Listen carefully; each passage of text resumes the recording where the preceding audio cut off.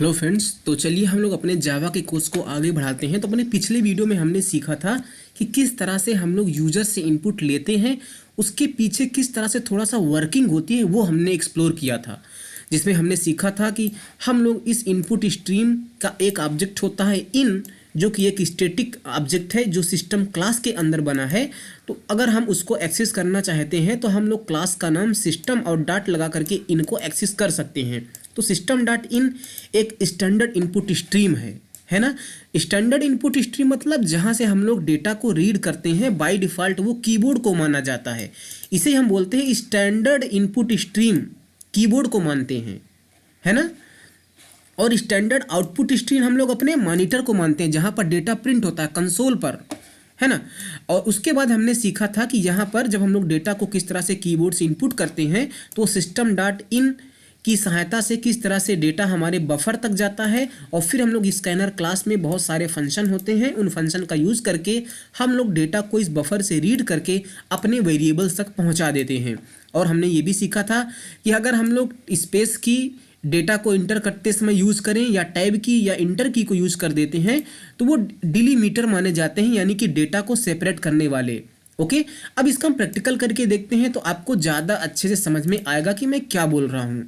तो चलिए हम लोग सबसे पहले क्या करते हैं, अपने जहाँ पर मैं ये जावा ट्यूट नाम से अपनी इसी वाली फाइल को मैं यहाँ पर ओपन कर लेता हूँ। तो ये हमारे पास एक सिंपल सा है और मैं एक काम कर लेता हूँ, यहाँ से हम बहुत सारी चीज़ों को मैं हटा देता हूँ। ओके, इस तरह से। तो अब आप बताइए, अच्छा उससे पहले आगे बढ़ने से पहले आप बताइए हमें कि जब भी हम प्री डिफाइंड चीज़ों का यूज़ करते हैं अपने प्रोग्राम में तो उसका मतलब कंपाइलर को देखिए पहले से पता होता है ना। अगर आपने सी लैंग्वेज पढ़ी है या सी प्लस प्लस पढ़ी है तो वहाँ पर जब भी आप कुछ प्री डिफाइंड फंक्शंस का यूज करते थे, हमने क्या बोला, जब भी आप वहाँ पर कुछ प्री डिफाइंड फंक्शंस का यूज करते थे तो आप क्या करते थे, उन फंक्शन का डिक्लेरेशन जिस भी हेडर फाइल में या हेडर में होता था उनको आप इंक्लूड करते थे अपने प्रोग्राम में, हैश इंक्लूड लिख करके, है ना। अगर आपको नहीं भी पता है तो कोई बात नहीं, मैं ये कहना चाह रहा हूँ कि जब भी आप प्री डिफाइंड चीज़ों का यूज़ करते हो अपने प्रोग्राम में, जैसे अभी हम लोग इस स्कैनर क्लास को यूज़ करने वाले हैं जो कि एक प्री डिफाइंड क्लास है, तो हमें इस क्लास के करस्पॉन्डिंग जो पैकेज होगा वो हमें अपने प्रोग्राम में क्या करना पड़ेगा, लाना पड़ेगा, है ना। तो जैसे हम लोग अपने सी या सी प्लस प्लस के प्रोग्राम में हेडर फाइल को इंक्लूड करते थे तो यहाँ पर हम लोग पैकेज को इंक्लूड करते हैं।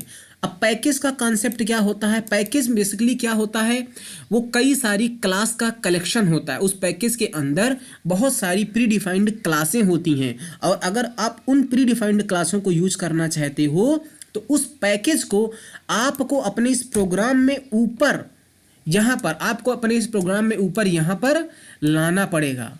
तभी जब आप उसको यूज़ करोगे तो कंपाइलर समझ पाएगा कि हाँ, जो आपने प्री डिफाइंड क्लास में प्रोग्राम में यूज़ की वो इस पर्टिकुलर पैकेज में है, तो उस क्लास को उस वाले पैकेज से कंपाइलर रिफ़र कर लेगा, है ना। और अगर आप मान लीजिए भूल जाते हैं उस पैकेज को यहाँ पर इंक्लूड करना तो कंपाइलर एरर दे देगा। समझ में बात आई। तो चलिए हम लोग एक छोटा सा प्रोग्राम लिखते हैं जिसमें हम इस वेरिएबल ए में वैल्यू को रखेंगे और उसकी वैल्यू को हम लोग यहाँ पर प्रिंट करेंगे। तो अगर आप इस डायग्राम को देखो तो सबसे पहले मुझे क्या करना पड़ेगा, हमने आपको बताया था कि स्कैनर क्लास का हम लोग यूज़ करके डेटा को अपने बफर से रीड करेंगे। तो हम लोग क्या करना पड़ेगा, अब स्कैनर के फंक्शन को हम यूज़ करेंगे, स्कैनर क्लास के अंदर जो फंक्शन है। तो अगर वो फंक्शन क्या है, वो फंक्शन स्टैटिक नहीं है जिनको हम यूज़ करके इस डेटा को यहाँ से रीड करने वाले हैं। और अगर वो स्टैटिक नहीं है तो उनको हम डायरेक्ट एक्सेस नहीं कर सकते, हमें क्या करना पड़ेगा, स्कैनर क्लास का ऑब्जेक्ट बनाना पड़ेगा। अब किसी भी क्लास का हम लोग ऑब्जेक्ट कैसे बनाते हैं, हो सकता है अभी के लिए आपको समझ में ना आए। समझ में अगर आपको ये चीज़ें नहीं आ रही तो आपको एक लाइन रट्टा मारना पड़ेगा अभी के लिए, है ना। तो क्लास का जैसे मान लीजिए हमारे पास ये एग्जाम्पल क्लास है, ये क्लास हमने बनाई है। तो मान लीजिए अगर हमें एक वेरिएबल इसका एक ऑब्जेक्ट बनाना है तो हम लोग लिखेंगे एग्जाम्पल, इस तरह से क्लास का नाम लिखते हैं और ऑब्जेक्ट का नाम लिखते हैं। लेट से ऑब्जेक्ट का नाम हमने रखा ई और फिर न्यू हम लोग लगाते हैं, कीवर्ड है, और फिर उसके बाद फिर से क्लास का नाम ओपन क्लोज पैरेंथेसिस करके और यहाँ पर सेमीकोलन लगा देते हैं। तो इस तरह जब भी हम लिखेंगे तो हमने अपनी इस एग्जाम्पल क्लास का एक ऑब्जेक्ट ई बना लिया है ना। मान लीजिए हमें अपनी इस क्लास का एक और ऑब्जेक्ट बनाना है, तो हम लोग यहाँ पर E1 बना लेंगे। अब दो ऑब्जेक्ट का नाम सेम हम लोग नहीं रख सकते, वेरिएबल का नाम हम लोग सेम नहीं रख सकते, तो हमने यहाँ पर दूसरा ऑब्जेक्ट बना लिया है। अब देखिए क्या होता है ना, जब हम ऑब्जेक्ट बनाते हैं तो यहाँ पर जो ये पैरेंथेसिस है ना, हम यहाँ पर कुछ आर्गुमेंट्स भी पास कर सकते हैं। ओके, तो अब हमें क्या करना है, हमें स्कैनर क्लास का ऑब्जेक्ट बनाना है। तो हम लोग लिखेंगे स्कैनर, देखिए वो यहाँ पर सजेस्ट कर रहा है स्कैनर, और ऑब्जेक्ट का नाम हम लोग लिख रहे हैं SC, और क्या लिखेंगे, न्यू स्कैनर, न्यू स्कैनर। इस तरह से हमने स्कैनर क्लास का ऑब्जेक्ट बना लिया SC। समझ बात आई। अब इस स्कैनर क्लास के अंदर जो भी फंक्शंस होंगे उनको हम SC का यूज करके क्या करेंगे, एक्सेस कर लेंगे। अब उससे पहले आपको क्या करना पड़ेगा, उससे पहले इस स्कैनर क्लास के अंदर जो यहाँ पर पैरेंथेसिस है ना, यहाँ पर आपको वो बताना पड़ेगा कि आप डेटा कहाँ से रीड करने वाले हो, कौन सी स्ट्रीम से डेटा को रीड करने वाले हो। आप डेटा फाइल से रीड करना चाहते हो, या आप डेटा स्टैंडर्ड इनपुट स्ट्रीम से रीड करने वाले हो, है ना। डेटा को अगर हम रीड कर रहे हैं इस स्कैनर क्लास का यूज करके, तो हम लोग कहाँ से डेटा को रीड करें। हो सकता है हम किसी फाइल से डेटा को रीड करना चाहें, हो सकता है जो हमारी स्टैंडर्ड इनपुट स्ट्रीम कीबोर्ड है वहाँ से डेटा को रीड करना चाहें। तो हाँ, हमें यहाँ पर बताना पड़ता है स्कैनर क्लास का ऑब्जेक्ट बनाते समय कि हम कहाँ से डेटा को रीड करने वाले हैं। तो हम लोग तो डेटा अपने कीबोर्ड से रीड करेंगे, और कीबोर्ड को हमारे कौन रिप्रेजेंट करेगा, system.in, जो कि हमारा स्टैंडर्ड इनपुट स्ट्रीम है। तो इसका मतलब इसके अंदर हम लोग लिखेंगे system.in, इस तरह से हम लोग लिख देंगे system.in। हमने लिख दिया इसको। अब क्या होगा, अब जो भी डेटा हम अपने कीबोर्ड से क्या करेंगे, इंटर करेंगे, तो वो डेटा यहाँ से जा करके हमारे इस बफर में आ जाएगा, और बफर में जब वो डेटा आएगा तो हम स्कैनर क्लास का जो हमने ऑब्जेक्ट बनाया उसका यूज करके स्कैनर क्लास के फंक्शन को कॉल करेंगे, और वो फंक्शन यहाँ से डेटा को रीड करके हमारे इस वेरिएबल में पहुँचा देंगे। ठीक है, तो हमारा ऑब्जेक्ट तो बन गया। ओके, अब हम लोग क्या कर लेते हैं कि अब हमें डेटा को रीड करना है, तो हमारे पास ये ए वेरिएबल है, तो ए में हम लोग डेटा को रखेंगे, और डेटा को रखेंगे तो हमें क्या करना पड़ेगा, फंक्शन को कॉल करना पड़ेगा इस स्कैनर क्लास के। फंक्शन को कॉल कैसे करेंगे, इस SC का यूज करके। देखिए जब हमने आपको बताया था यहाँ पर हमने इन ऑब्जेक्ट को एक्सेस किया था, तो हमने इन को एक्सेस कर लिया क्लास का नाम यूज करके, क्योंकि ये एक स्टैटिक है।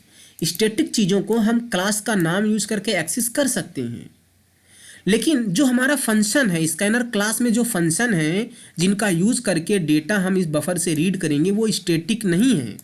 अब वो स्टैटिक नहीं है, इसीलिए हमें ये ऑब्जेक्ट बनाना पड़ा। तो हम इस ऑब्जेक्ट का यूज करके डॉट ऑपरेटर लगा के फंक्शन का नाम लिखेंगे, और फंक्शन का नाम क्या है। अब क्योंकि हमने इंटीजर टाइप का वेरिएबल बनाया है, तो हम इंटीजर टाइप की वैल्यू को रीड करना चाहते हैं, तो फंक्शन का नाम है नेक्स्ट इंट। हमने यहाँ पर क्या लिखा, नेक्स्ट इंट लिख दिया। तो जो भी डेटा हम इनपुट करेंगे वो डेटा हमारे इस यहाँ पर बफर में जाएगा कीबोर्ड से, और नेक्स्ट इंट क्या करेगा, डेटा को यहाँ से रीड करके हमारे इस वेरिएबल ए में, जो हमने ए नाम का वेरिएबल यहाँ पर बनाया है, वो पहुँच जाएगा, ए नाम के वेरिएबल में पहुँच जाएगा। तो चलिए हम इस प्रोग्राम को रन करते हैं, और रन करने से पहले जैसा हमने आपको बताया कि ये स्कैनर एक प्री डिफाइंड क्लास है, तो ये क्लास जिस पैकेज में होगी उस पैकेज को हमें यहाँ पर क्या करना पड़ेगा, लाना पड़ेगा। तो वो पैकेज जिस क्लास के अंदर ये वाली हमारी जिस पैकेज के अंदर हमारी ये क्लास है, उस पैकेज का नाम है java.util, और इस पैकेज के अंदर हमारी क्लास है स्कैनर।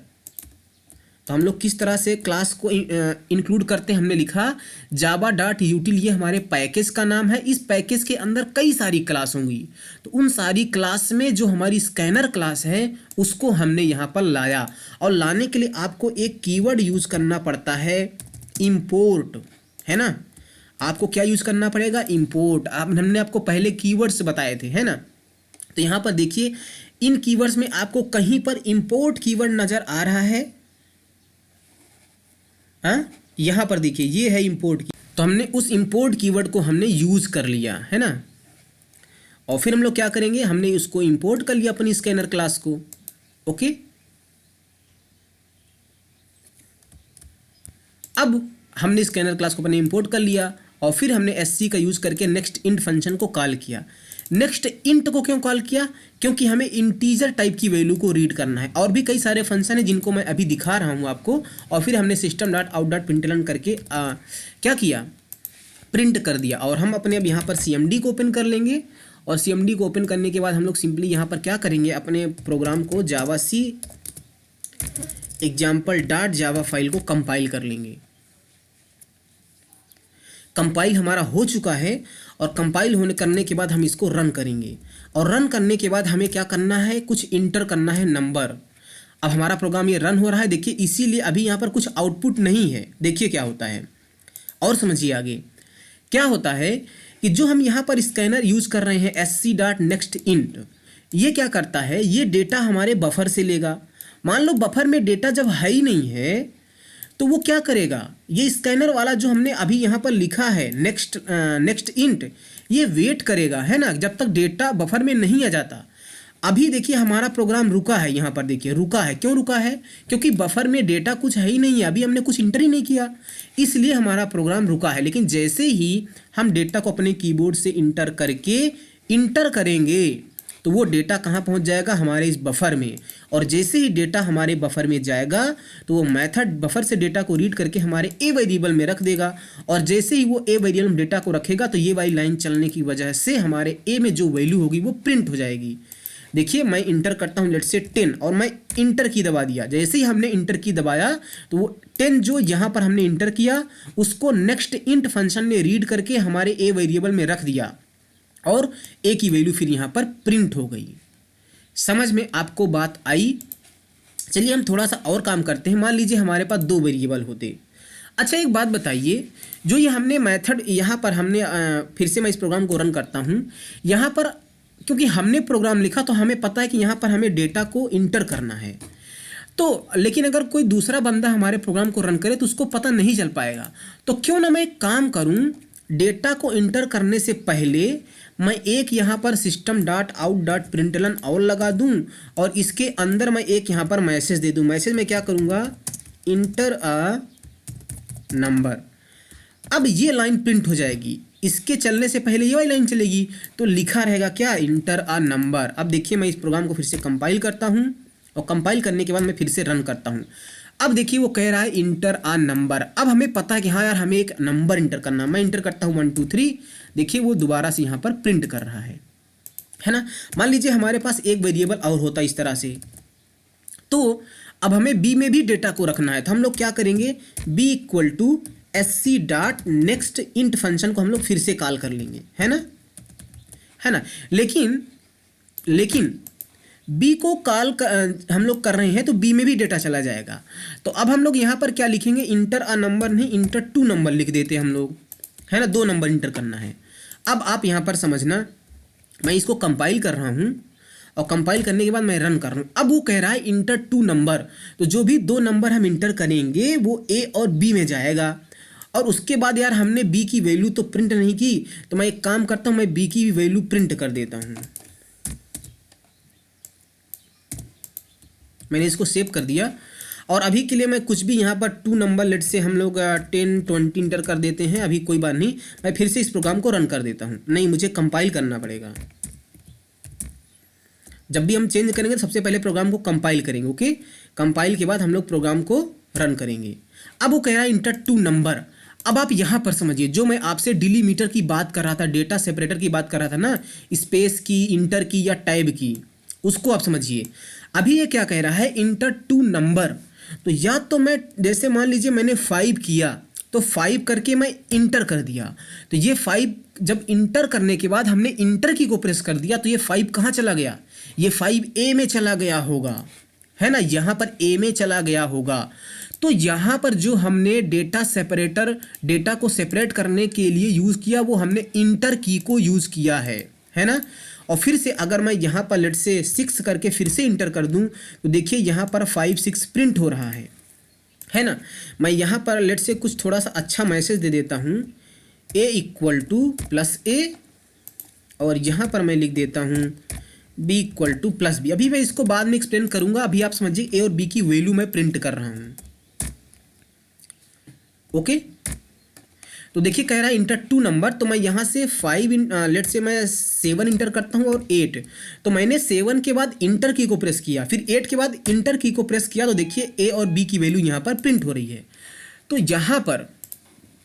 यहाँ पर जो हमने यूज़ किया है वो इंटर की को यूज़ किया अपने डेटा को सेपरेट करने के लिए। फिर से मैं एक बार प्रोग्राम को रन करता हूँ, कह रहा है इंटर 2 नंबर। इस बार मैंने एक काम करता हूँ, मैं इंटर करता हूँ 10 और स्पेस इंटर कर देता हूँ 20। मैंने क्या यूज़ किया इस बार डेटा को सेपरेट करने के लिए, स्पेस की को, तो मैंने इंटर किया 10 स्पेस 20 और मैं इंटर कर देता हूँ। देखिए 10 और 20 यहाँ पर पहुँच गया है ना। फिर से मैं इस प्रोग्राम को रन करता हूँ एक बार, और इस बार मैं टैब की का यूज़ करूँगा। मैं इंटर करता हूँ लेट से 2, टैब की को हमने प्रेस कर दिया, और मैं इंटर करता हूँ 3, तो देखिए 2 और 3 यहाँ पर चला गया। तो इस तरह से जब हम लोग स्पेस, टैब या इंटर की को यूज़ करेंगे ना, तो अलग अलग डेटा माना जाएगा और प्रोग्राम के अकॉर्डिंग करेस्पॉन्डिंग वेरिएबल में चला जाएगा। ये आप ध्यान रखना हमेशा हमेशा के लिए, ठीक है। अब मैं आपको वो फंक्शन दिखाता हूँ। मान लीजिए देखिए जो डेटा हम लोग यहाँ से क्या करते हैं, इंटर करते हैं, वो डेटा स्ट्रीम फॉर्मेट में यहाँ पर स्टोर होता है, ठीक है। वो कंप्यूटर की बात है, वो किस तरह से डेटा को यहाँ से रीड कर रहा है वो उससे हमें ज़्यादा मतलब नहीं है। वो कुछ अलग ही फॉर्मेट में डेटा जो हम यहाँ पर इंटर करते हैं वो बफर में आ जाता है। फिर जब हम इन फंक्शन का यूज़ करते हैं, जैसे अभी हमने नेक्स्ट इंट फंक्शन को यूज़ किया था, तो नेक्स्ट इंट फंक्शन क्या करेगा, ये डेटा को बफर से रीड करके उसे इंटीजर में कन्वर्ट करके हमारे वेरिएबल में रख देगा। इस तरह से ये काम होता है। तो अब यहाँ पर देखिए बहुत सारे फंक्शन हैं। अगर आपको इंटीजर टाइप का डेटा रीड करना है तो आप यहाँ पर नेक्स्ट इंट फंक्शन को यूज़ करेंगे। अगर आपको फ्लोट टाइप का डेटा रीड करना है तो आप फ्लोट यूज़ करेंगे, नेक्स्ट फ्लोट यूज़ करेंगे। अगर आपको डबल टाइप का डेटा रीड करना है तो आप नेक्स्ट डबल का यूज़ करेंगे। अगर आपको बाइट टाइप का यूज़ करना है तो नेक्स्ट बाइट, फिर बूलियन टाइप का तो नेक्स्ट बूलियन, है ना। और फिर अगर शार्ट टाइप का तो नेक्स्ट शार्ट यूज़ करेंगे, लॉन्ग टाइप का नेक्स्ट लॉन्ग यूज़ करेंगे। और फिर यहाँ पर हमारे पास 2 फंक्शन है, नेक्स्ट और नेक्स्ट लाइन। तो ध्यान रखना ये स्ट्रिंग के लिए होते हैं। तो अगर आपको एक सिंगल वर्ड की स्ट्रिंग को रीड करना है तो आप नेक्स्ट फंक्शन का यूज़ करिए, और अगर आपको कई सारी लाइंस, पूरी लाइन यानी कई सारे वर्ड्स को रीड करना है तो आप नेक्स्ट लाइन फंक्शन का यूज़ करेंगे। समझ में आपको बात आई। मैं एक काम कर लेता हूँ, मैं यहाँ पर एक इंटीजर टाइप का वेरिएबल बनाया है हमने, है ना। मान लीजिए मैं यहाँ पर एक क्या कर लेता हूँ, मैं यहाँ पर एक लेट से फ्लोट टाइप का वेरिएबल बना लेता हूँ f नाम से, है ना। और मैं यहाँ पर लिखता हूँ इंटर इंट कामा फ्लोट वैल्यू, है ना। तो यहाँ पर जो f है, f में जब हम डेटा को रखेंगे तो क्या करेंगे, हम लोग किस वाले फंक्शन को कॉल करेंगे, तो हम लोग लिखेंगे sc डॉट, हम लोग लिखेंगे नेक्स्ट फ्लोट फंक्शन को कॉल करेंगे हम लोग, है ना।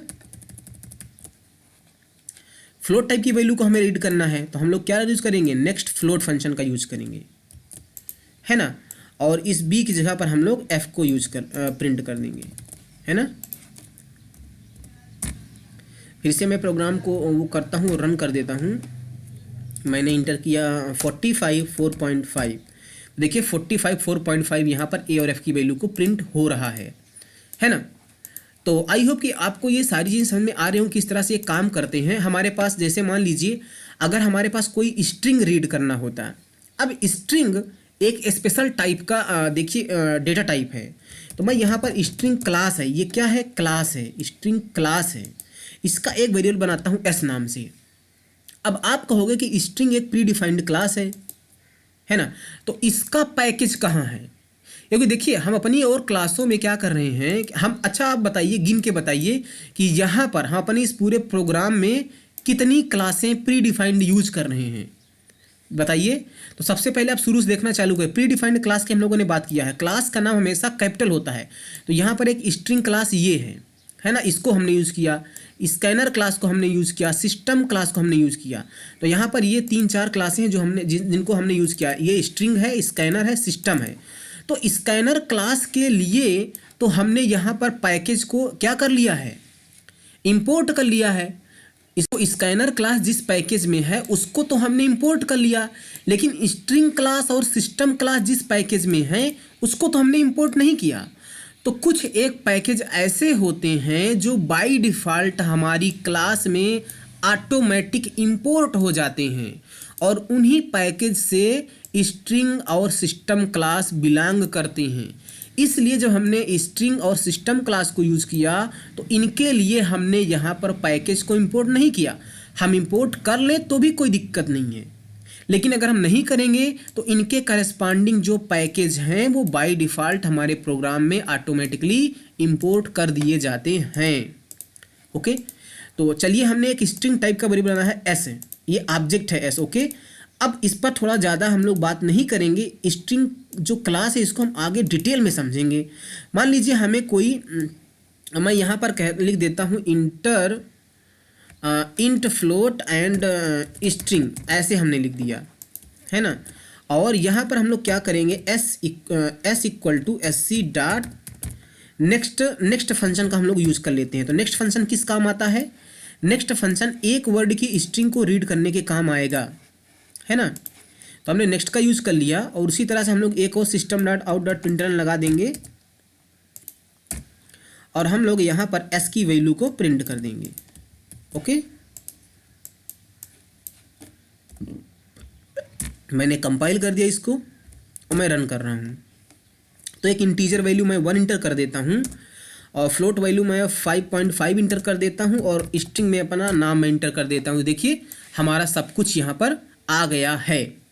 अब अच्छा एक बात बताइए, मान लीजिए मैं ना इस नेक्स्ट वाले फंक्शन को ऊपर लगा देता हूँ यहाँ पर, और मैं यहाँ पर क्या कर देता हूँ, स्ट्रिंग कामा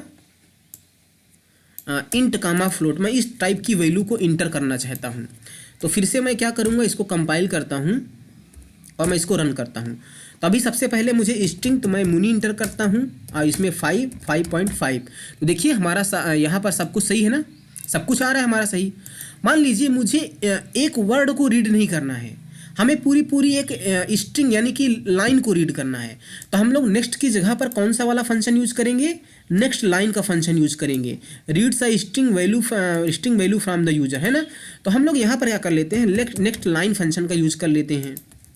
अब जब हम लोगों ने नेक्स्ट लाइन फंक्शन का यूज़ किया और हम लोग डेटा सेपरेटर जो यूज़ कर रहे हैं, अगर हमने स्पेस या टैब की यूज़ कर लिया तो प्रॉब्लम हो जाएगी। देखिए कैसे, मैं इस प्रोग्राम को रन करता हूं। अब क्योंकि हम लोग इस बार लाइन को पूरी रीड कर रहे हैं और मैं रन करता हूं, तो आपको लग रहा होगा कि मैं यहाँ पर अगर इंटर करूं लेट्स से मुनी सिंह, और मैं इंटीजर वैल्यू 5 इंटर करूं, फ्लोट वैल्यू 5.5 करके इंटर कर दूं, तो देखिए ये पूरी लाइन जो हमने इंटर की, ये नेक्स्ट लाइन ने रीड कर लिया, है ना। नेक्स्ट लाइन ने पूरा चीज़ ही रीड कर लिया, ये पूरी रीड कर लिया।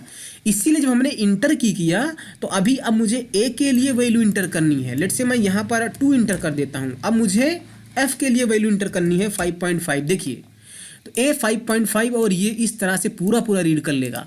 तो आप ध्यान रखना, जब भी आप प्रोग्राम में नेक्स्ट लाइन यूज़ कर रहे हो तो आप क्या करो कि जो ये डेटा सेपरेटर आप यूज़ कर रहे हो तो इंटर का यूज़ करो, है ना। मैं इंटर का मतलब, आप नहीं चाहते थे कि हमारे स्ट्रिंग में ये भी आए, इसका मतलब आप मुनी सिंह इंटर करो, उसके बाद इंटर की को दबा दो, है ना। मैं इस बार प्रोग्राम को रन करता हूँ, तो सबसे पहले मैं अपना नाम लिखता हूँ मुनी सिंह, मैंने इंटर कर दिया। तो अब ये मुनी सिंह हमारे स्ट्रिंग में चला जाएगा। इंट में मैंने 2 इंटर किया और फ्लोट में हमने 2.2 इंटर कर दिया। तो इस तरह से आप काम करेंगे। ओके, आई होप कि आपको ये समझ में आ गया होगा कि यूजर से किस तरह से इनपुट लेना है। और ये सारे फंक्शन जो हमने लिखे हैं, अब आपको इन फंक्शन को याद करना है कि अगर हमें कब कहाँ कौन सा इनपुट लेना है तो कौन से पर्टिकुलर फंक्शन को हम लोग यूज़ करेंगे। और ध्यान से देखिए, ये फंक्शन कैमल केस में लिखे गए हैं। नेक्स्ट बूलियन में बी कैपिटल है, नेक्स्ट बाइट में बी कैपिटल है, नेक्स्ट डबल में डी कैपिटल है, नेक्स्ट फ्लोट में एफ कैपिटल है। तो इसी तरह से कैमल केस नोटेशन फॉलो होता है, तो आपको फंक्शन याद करने में ज़्यादा दिक्कत नहीं होगी। ओके, सो आई होप कि आपको ये समझ में आया होगा दोस्तों कि किस तरह से डेटा को हम लोग रीड करते हैं यूज़र से। और अभी तक हमने ये प्रोग्राम अपलोड कर दिए हैं, तो आप पूरा वीडियोस देखो इनसे। ओके, अगर आपको अच्छी तरह से सीखना है तो। Thank you.